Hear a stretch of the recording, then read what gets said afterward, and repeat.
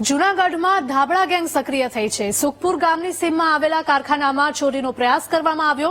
4 શખ્સો ચોરીના ઈરાદે કારખાનામાં પ્રવેશ્યા હતા। ધાબળા ગેંગ સીસીટીવીમાં કેદ થઈ હતી। કારખાનામાં ચોરીનો નિષ્ફળ પ્રયાસ રહ્યો હતો। પોલીસે સીસીટીવી ફૂટેજના આધારે આ તપાસ હાથ ધરી હતી। તસ્કરો ક્યાંથી આવ્યા હતા, અગાઉ ચોરીના કે લૂંટના કોઈ ગુનામાં સંડોવાયેલા છે કે કેમ, તે તમામ મુદ્દે પોલીસ દ્વારા તપાસ કરવામાં આવશે। તો જૂનાગઢના દ્રશ્યો સામે આવ્યા છે કે જ્યાં ધાબળા ગેંગ સક્રિય થઈ છે।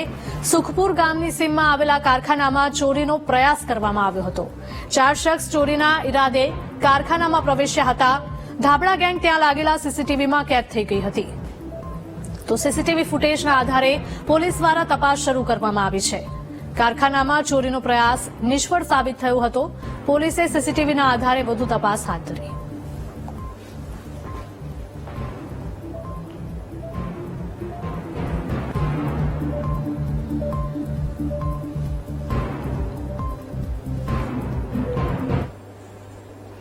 જય વિરાણી જોડાયા છે અમારા સંવાદદાતા જય। જૂનાગઢમાં ધાબળા ગેંગ સક્રિય થઈ છે, તેના સીસીટીવી ફૂટેજ પણ સામે આવ્યા છે। પોલીસ દ્વારા કઈ રીતે તપાસ કરવામાં આવી રહી છે?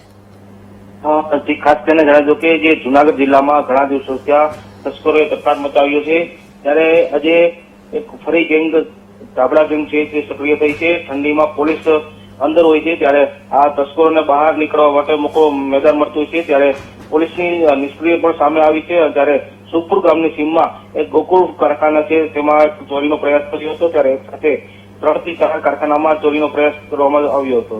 ત્યાં 4 શખ્સોના ચોરીના સીસીટીવી ફૂટેજ પણ સામે આવ્યા છે, ત્યારે પોલીસે તપાસના ચક્રો ગતિમાન કર્યા છે। જી, માહિતી બદલ આભાર જય।